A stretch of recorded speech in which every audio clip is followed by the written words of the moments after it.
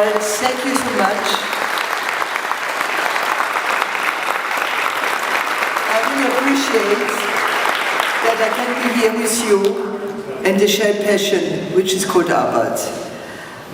A little bit emotion every time I see Carlo and everything. It reminds me of a time really where cars and everything was another world.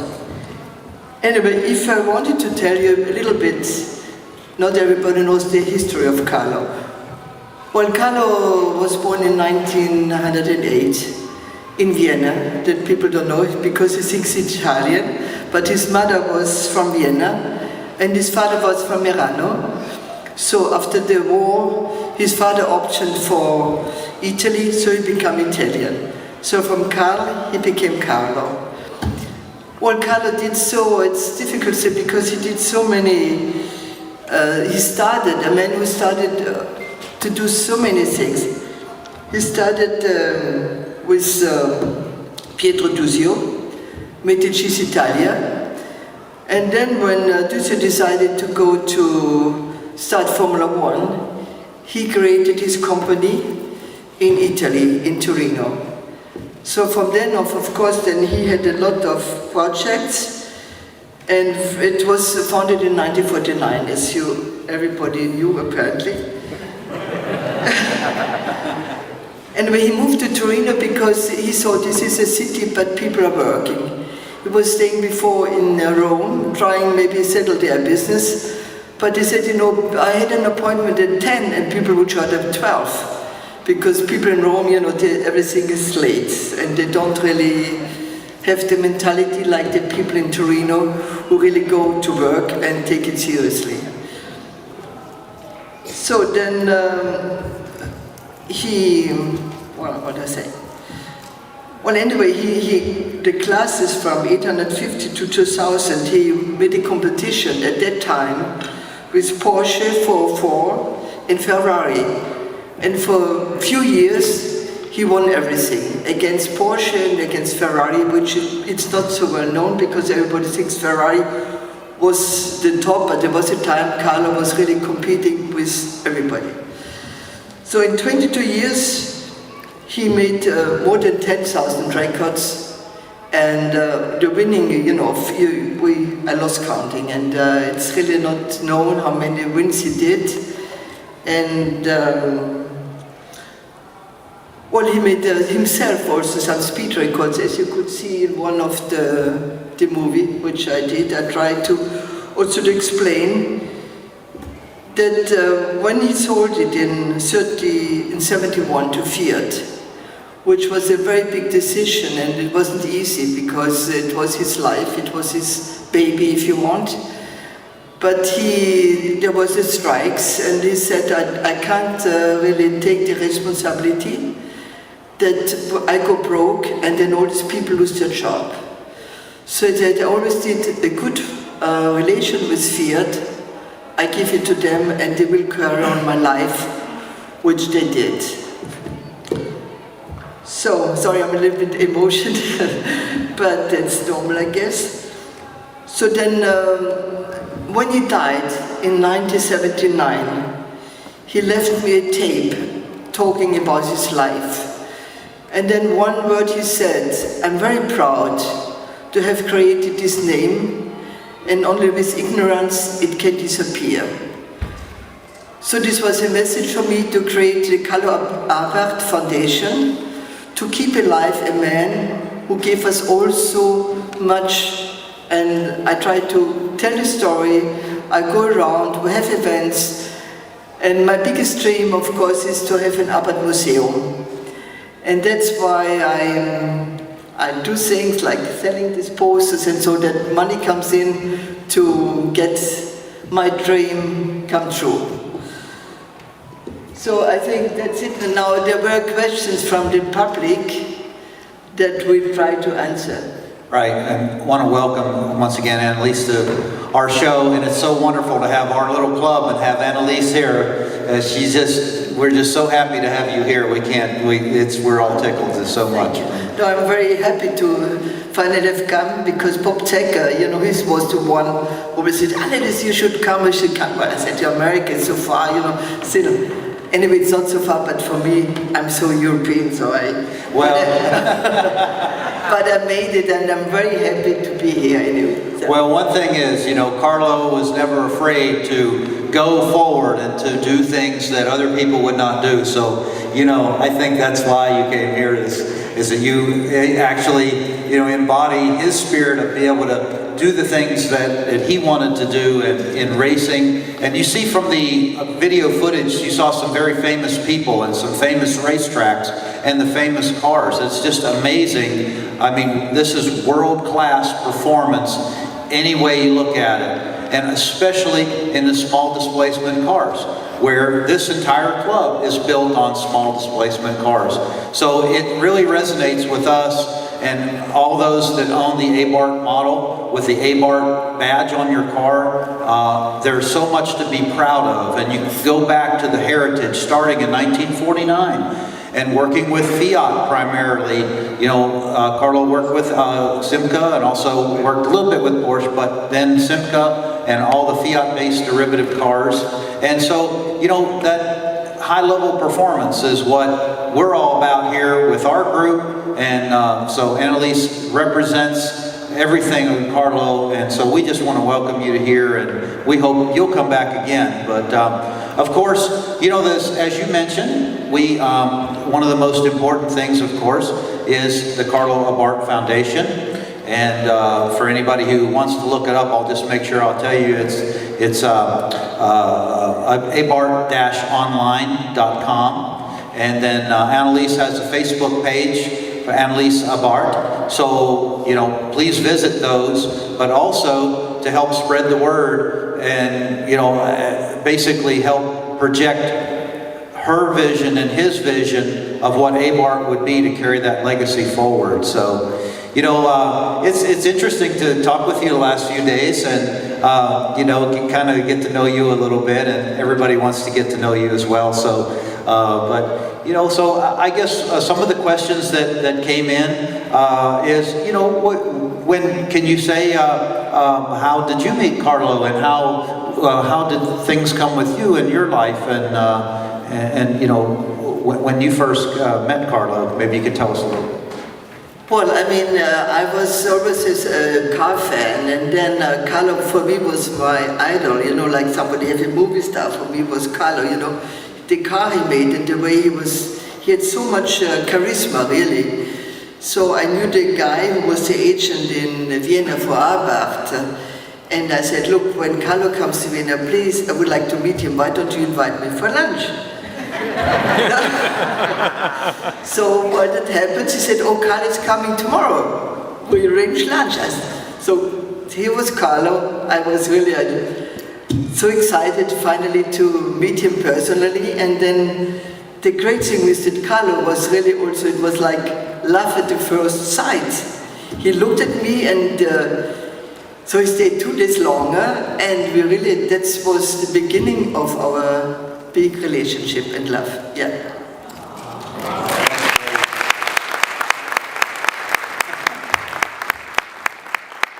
Well, it's just wonderful to hear those things, and there's so much that we need to learn about Abarth, and when we drive our cars and they have the Abarth badge, it's so important, especially if people ask us questions. And so I understand that you have a new Fiat 500X that you got last year, or is it last year? No, it was in June for my birthday, 500X, yes. Right. Yeah. So she's driving the same kind of cars we're driving. So that's really great. Well, I must say, I have also a 595 Abarth in the garage.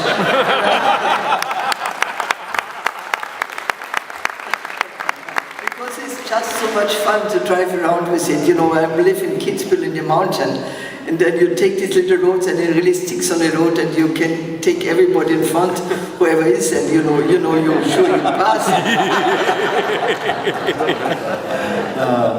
Well, it's amazing, the story and how it relates to us all these years later, because from 1949 to now is such a long time. Long time. And I think Carlo will be 110 now? Well, Carlo would be 110, and then, people look at me and said, you're still alive, sort of. Well, I must say this was because Carlo, I was his third wife, and I was 30 years younger than him, so that's why I'm still here. Yeah.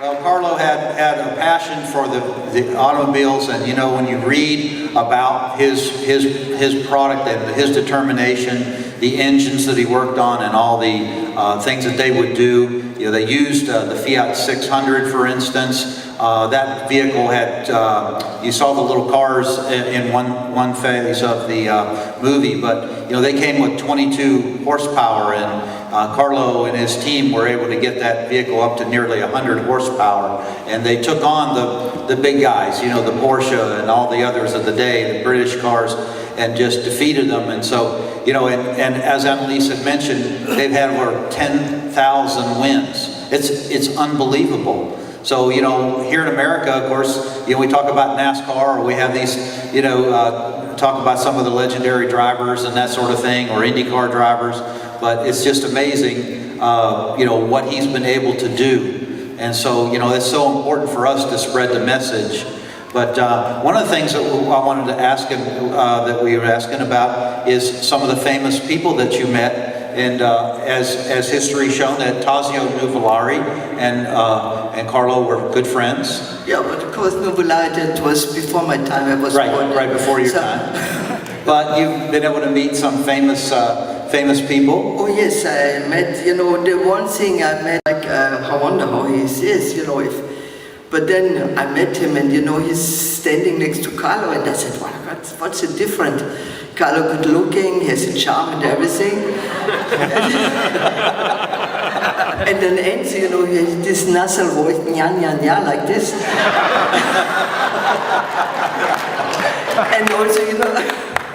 And also, when Carlo was always dressed perfectly, his cut and everything, and he had this jacket on, which I said, what material is that, for an Italian to use?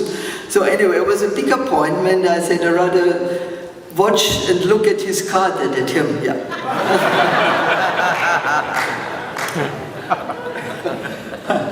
Well, it's great to hear and share these stories. And now, did he ever take you out on the racing track and take you out in the racing cars and out over the road? Yeah, of course. I was all the time with me. We went to all the races together, of course. And also on tracks, we went out together, and I was sitting there, but I was never scared really when he took off. But Carlo also, what he was when we were on the racetrack, and when people were testing cars, he would be on one sort of corner where the car have a certain speed, lie down sort of, and look and take the time. And and then one driver said, there was this idiot out there in this corner. I mean, it's so dangerous. So I said, well, it was Carlo. Well, one of the things about Carlo is that he tested all the cars that he ever built, and he was probably the #1 test driver, I would say, consistently throughout, yeah. Because he was a bicycle race winner, a motorcycle race winner, and also went on to cars, and so he just had that aptitude for racing. So imagine if you're sitting next to him, going to a racetrack, he can scare you sometimes. Yeah, no, but he knew his limits, and but he was really, he could feel. I mean, the thing is, because if one thing that Carlo is his engine, nobody understand. I know after some Japanese in later time, they took apart the engine to understand why it went so fast, because they didn't understand. But Carlo, he would sit, in front of an engine with the mechanic opposite, with the engineer, and say, well, let's try this, sort of, how can we do better? And it was like an invention, I don't know the word. He was thinking something and said, let's try this. some of his engines are so different because he tried it every time something different. And this was just coming, I don't know, it came out of he had it in his head. No one understood why he could see that, or, yeah. Right, and you know, a little side note to that, the Fiat 600 base race cars that you saw, they took, if I remember reading right, they took a car from 1,279 pounds down to about 930 pounds, so they had a 30% weight reduction in the car. But also one of the things that Carlo did was they would go and do everything within the engine, the crankshaft, the pistons, everything in that car would be the valve springs, all those things, they would basically re-engineer. So they were taking a Fiat 600 block, for instance, and doing all these things, plus the exhaust systems. And of course, he became world famous for the exhaust systems, not only for the Abarth and Fiat-based vehicles, but other brands around the world. And that helped to fuel the racing, plus all the performance parts. And so the world came to his door. You know, when you build something better, the world will come to your door. And I think they came to Carlo's door for sure. And, you know, we were talking maybe yesterday about that sometimes, you know, not everybody can afford a Ferrari. And so what Carlo did was to take a car that, you know, everybody could buy and modify it to make it better. And some, you know, when you think about it, isn't that what we're doing? Isn't that what we do as a club? We find a Fiat and we improve it as well. And so, you know, it's right in step with our club and the vision that we want to do for our cars to make them better and more improved. So it's really interesting paradigm that is, you know, lines straight up. But, you know, one thing that maybe a lot of you don't know is that for instance, everybody remembers the 850 Spider, and one of Carlo's designs was a 1959, I think it's an Alemano Spider, let me see. But it basically, yeah, they Spider Alemano, and it was an 850 in 1959, right? Yeah. Right. No, that's what I say, you know, he did the Alemano, the 2.4, I mean, which was the personal car of us, and they were built only two. And the one I had, and we were still using, and then I gave it to the museum in Torino, so that people could admire and see, you know, the sort of car he did, because some people don't know there was the Retro Classic in Paris, an exhibition of a collector from Switzerland, and he has 45 Abarth, but of his best. And then being in Paris at the exhibition, and then with the television said, well, why don't you walk through and then talk and see? And I was so, you know, when you see all these different cars sitting next to each other and realize how many beautiful cars he did, it was just unbelievable for that time. And anyway, I'm so happy that now this 595 and the 500 Fiat came back with it, because it gives us a chance also today to get them and to have fun with it. Very good, that's right. So, you know, there's a lot of our history as a club, because most of our club members have vehicles probably from the early 1960s through the 70s and 80s, and here in America we saw most of the Fiat main distribution occur sometime in the after the 1965, 68, 69, 70 is when the cars started really to be sold in mass quantities here in the States. So, you know, one of the things that we can trace our lineage back to in Carlos' innovation is the Fiat 124 Spider, the double overhead cam engine, and the 124 Spider rally car was, one of Carlos' projects to build that car up. And so I think they've developed up to 225 horsepower. So, you know, that was something that we saw some Spiders out there, so they can be traced back to Carlos' work and his innovation. Yeah, and that's a great thing that also, you know, the 124 Spider comes back also in rally, which is great because, you know, Abarth really means also rally. And the sport should always keep on like that, you know, with Abarth. Right, I think 1977, 78, and 1980, the Fiat 124 was the rally champion. So, it can be traced right back to Carlo's work and his team. Yeah. And so, Well, 1980, that was, I remember, it was after Carlo already died. It was a year after. I was invited by Fiat to come to Monte Carlo. And there was Walter Röhrl, a very famous German champion. And then he won, with the 131 Abarth. And I tell you, the people, they got crazy because, the Fiat Abarth was winning in Monte Carlo. It was such a great time. And then for me, it was the first event I was after I lost Carlo. And so for me, I said, well, that's my world. I'm coming back, and this is my world, yeah. very good. Okay. Well,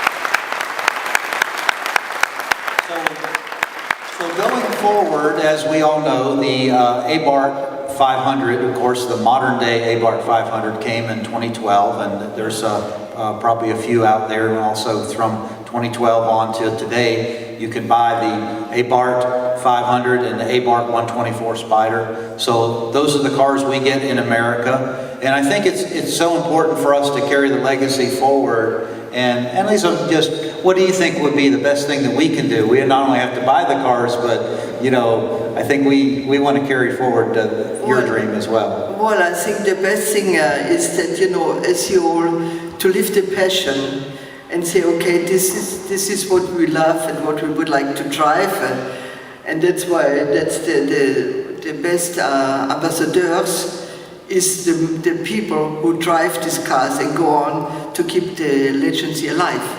Yeah. No? Absolutely. Absolutely. And so, once again, it's abarth-online.com is the website for the foundation. And that's one of the things that I think we can do as a club to support Annaliesa and everything that happens. There's so much that happens in Europe, but we're not being forgotten here for sure. And, I think all of us in this room want to carry the vision, and we are so proud to have Abarth as part of our vehicle portfolio, as you will, and we all aspire to them. I know a lot of us bought the regular Fiat 500, and then when the Abarth came out, we couldn't wait to trade and get it, and now that we have them, we even have companies here, of course, supporting us, the folks at Euro Compulsion and Auto Recami and various others that have helped us to develop those cars going forward. And Bob Zeck and his team, they've got all these different things and equipment that we can put on the cars now to make them faster. And I'm sure that Carlo will be proud of our guys just making those cars as better, even better than what came out from the factory. Yeah. Were there any more questions from the public? Let's see. Well, we covered whether you were scared. Did you do any racing or rallying yourself? Well, I only did one when I was 19 years old. This was the Osambara Rally with the Lotus. But it was, I had a co-driver, and the night before we were, having a big party, and he was so sick I had always to stop, So I really didn't have a chance to win anything. So it was not such a good experience, yeah. I guess what will be the most proud of thing that you are with the foundation and moving forward. We want to help. We want to. The thing is, when you look around the room and talk to people over the weekend, they love you and they just want to try to help and do everything they can.